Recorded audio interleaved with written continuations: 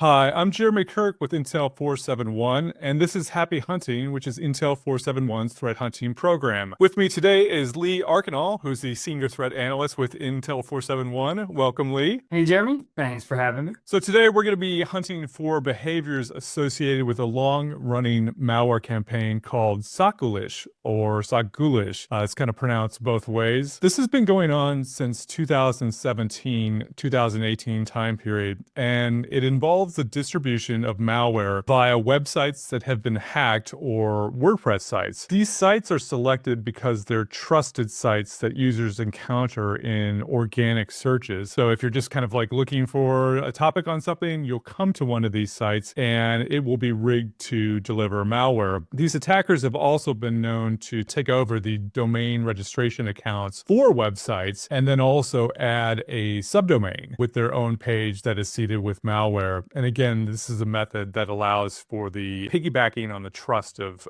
one of these sites. So what kind of malware are we talking about here? It appears as a browser update and users are prompted to install them. So say you go to a WordPress site, suddenly it pops up like you need to update your Microsoft Edge browser, for example, which is one of the ways we saw in a recent campaign. And so what happens is that it basically is trying to get users to download. It used to be a zip file. Increasingly, it's just like a JavaScript file. And so once that is downloaded and double clicked, that will end up with SocGhoulish on your computer. Now, there's a complicated chain of infection chain kind of behind this. It's not quite that simple, but that is kind of, it involves usually like JavaScript and PowerShell, some of the usual ways that sort of malware sources are obfuscated. But once the user has done that, the machine is infected. This allows the attackers then to just use the SocGhoulish infection as almost kind of a loader so they can then load a secondary payload onto the machine. And in the past, this has been everything from ransomware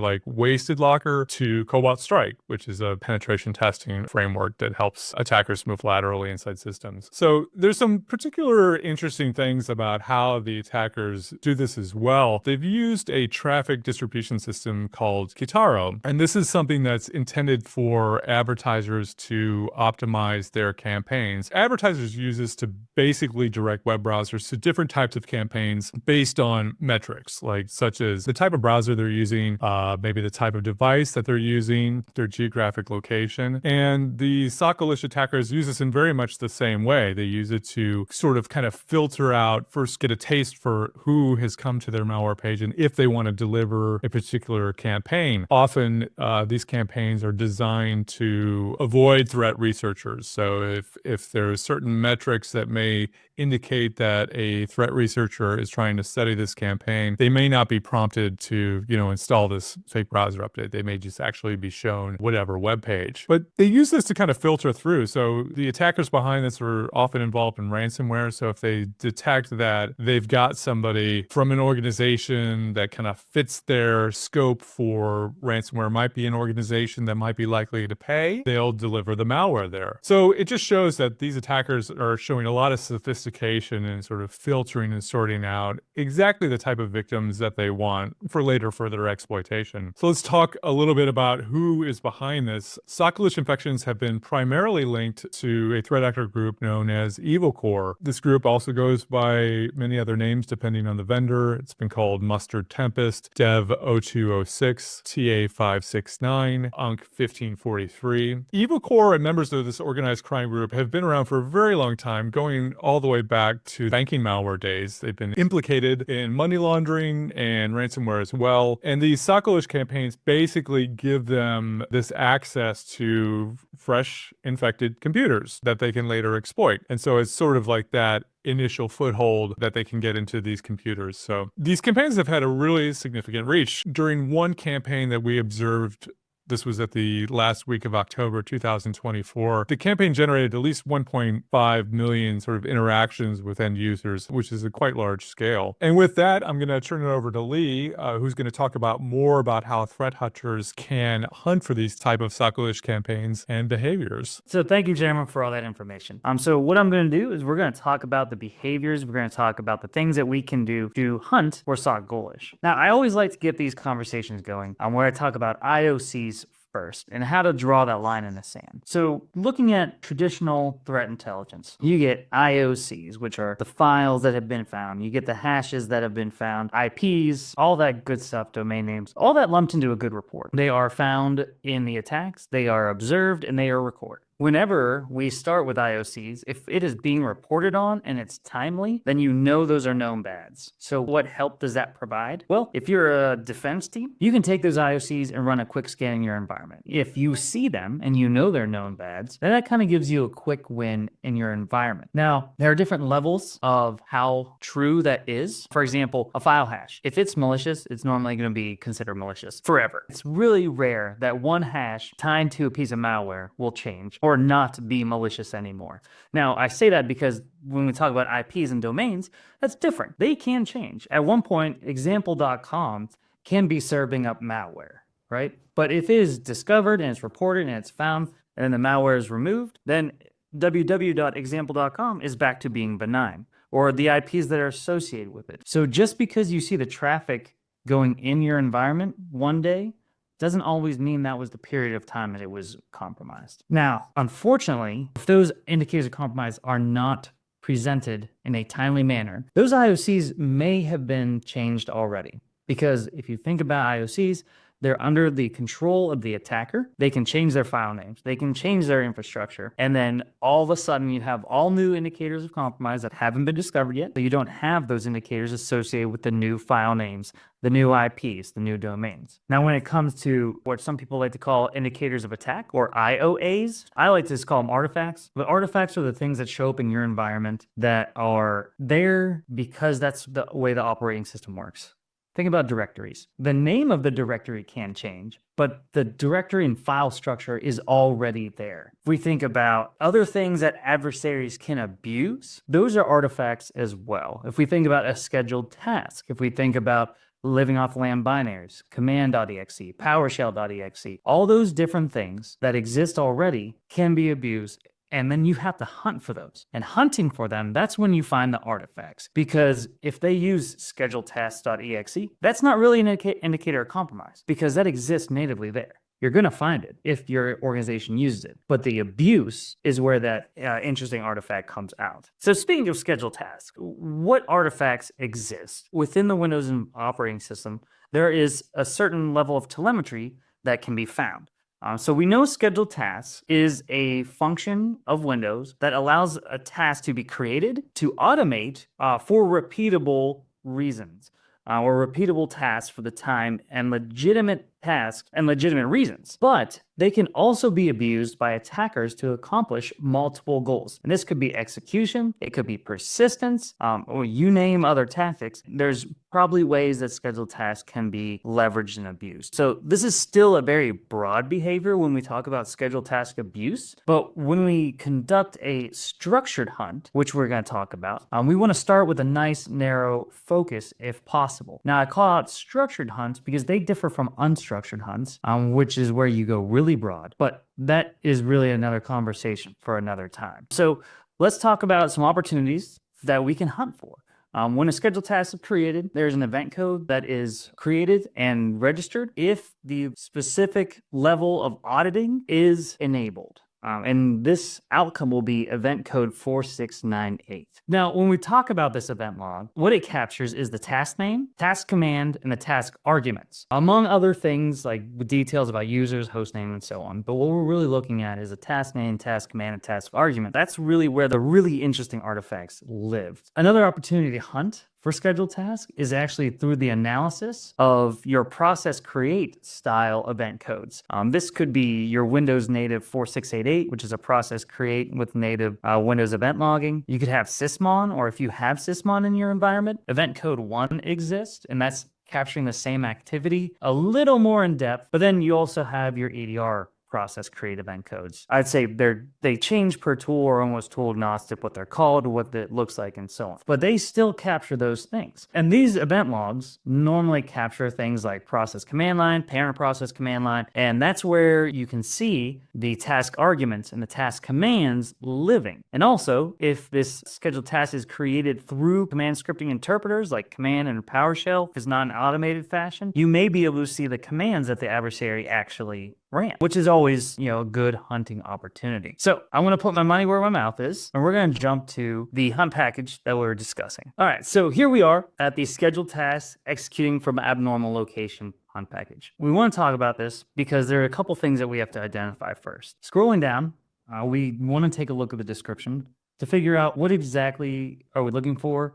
Can we lay out the hypothesis a little more? And we can say this hunt package is designed to capture activity associated with the scheduled task, which includes abnormal locations in its details for execution. We also say this is often a mark of persistence or malicious tasks created by malware or attackers' details. Now, from experience, a lot of the scheduled tasks that I found were in intel reports and so on. A lot of it had to do with persistence. There's seemed to have been a slight shift. I don't want to kind of throw a blanket statement out there because, there's a lot of people out there that are following the trends, but I'm seeing it more often that they're using or they're creating a scheduled task, having it run and execute arbitrary code and then delete itself. So at that point, you can consider, hey, I don't think that was for persistence. That just looks like for next stage or next steps in the attack, which, it makes it easier to understand. Whereas a scheduled task sticking around for a long time, running with the values of on log on or, system or all these different parameters that exist that just make it stay versus just running an arbitrary code. And of course, you could find that because, why would they do that for persistence? Have your beacon reach out so that your malware is reaching the C2 server whenever the user logs on. But those are the things that we like to think about whenever we look at these artifacts or look at these living off the land binaries. But now the big question is, what's an abnormal location? Well, coming down to the query logic table, we can take a look at the values that we've identified. And once again, a lot of this stuff comes from intel reports.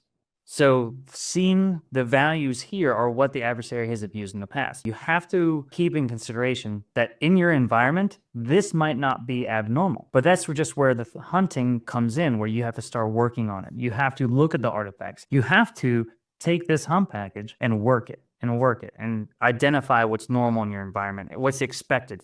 Tie it to a business process. Let the data drive this, and then you can either exclude things or include things. But really, this is a good starting point. For example, the public directory, users public directory, is constantly abused by adversaries. Recycle bin, that's not good if you got scheduled tasks running out of there. And program data, perflogs, these are just places that environments don't normally have executables or script files that are being referenced in scheduled tasks. Just a question for you on that, Lee. So are EDR systems looking at these, are they just looking in scheduled tasks itself, like the normal location for abnormal things? And is that why this is kind of successful for them to put, components of malware in abnormal places? So there's a couple answers to that, as always. Some EDRs have a certain level of visibility. Now that's determined by the people who create it. And if they determine that, hey, the user's directory, we're not going to look at that for some reason for scheduled tasks, then, you can't turn that on. You can't enable it. Maybe you can contact them and have a feature request. I don't know what that would do, but they identified a list of things that say, these are interesting. So there may be blind spots, but the real reason is, and I should ask all the, Windows users out there, when was the last time you checked the user's public directory for things that exist in it? Or your musics or your movies directories? I don't look into those because I don't store anything in there. But if something's created in there and there's no visibility, then there's no real trigger to say, hey, this is suspicious. So they'll drop their payloads in there. They'll hide their stuff there because they know no one's looking. And it's a good chance they can get away with it. Great. Thank you. So looking at this, the next step is, now that we have our mindset, we can go actually hunt for things. And we actually had 2 opportunities to hunt. If we come up to my production environment, if we check out our Splunk, we can see that we have win event logs, scheduled tasks executing from abnormal location, and this is the scheduled task telemetry. Or we can come down here, and of course I always like to use sysmon, but this is the scheduled task executing from abnormal location command line arguments. Now, it's 2 different ways to hunt, and let's take a look at what that actually produces. So this is the first time where we're looking at sysmon. We're looking at the process command line, and if we take a look at the results that we get, we can see that the username exists. So we see that it was the attacker, in this case, had system-level privileges. They ran scheduled task.exe. We see the parent process was command.exe. And if we come all the way to the right, we can see that the process command line contains the artifacts that we're looking for. We see the task name, which is the /tn, is update. The task requirements, command.exe/c, and we see that the bat file, can't really tell if it's malicious or not yet, exists in the public documents, and it's named 1.bat. It's scheduled to run every 10 minutes at the highest level. Once again, this is that scheduled task from a command line perspective.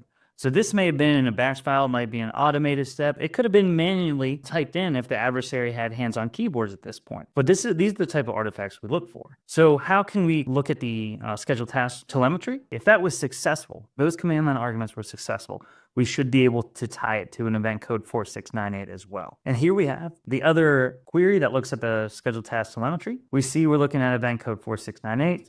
We're doing a lot of extraction of the message field because, or in this tool specifically, that's where you find the juicy bits and we're able to create fields. But what we did is by extracting those values, we're able to create the task name, task command, and task arguments field. So we see our task name is update, same computer, same task name. We see the task command is command.exe, and the arguments are /c, and then it's referencing that bat file again. If you start either way, you'll find the same artifacts. Granted, if that command line argument was successful and the scheduled task was created. Now, you can start either way. If you start here, you look at process command line arguments. And then you can jump over to the 4698 and confirm if it worked. Or you can start here, find the scheduled task that's been created, once again, if you have that level of visibility, and then say, okay, well, let's take a look at who created it and take a step backwards and say, we're going to jump to the command line arguments view from that perspective. Either way, you're going to get results, and then you can follow the path whichever way you want to go. All right, so thank you everyone for watching, and thank you, Jeremy, for joining me on today's Happy Hunting video. Today we focused on SocGhoulish and how they abuse scheduled tasks to achieve their goals and really move on through the attack chain. And if you liked what you saw, please feel free to join the community by getting your free Community Edition Hunter 471 account. That's where you can access hunt packages like the scheduled tasks, executing from abnormal location hunt package, and many more. We have these resources out there for the community because really we're trying to give back. And I really do appreciate you joining in. Stay tuned for the next one. But until then, happy hunting, everyone.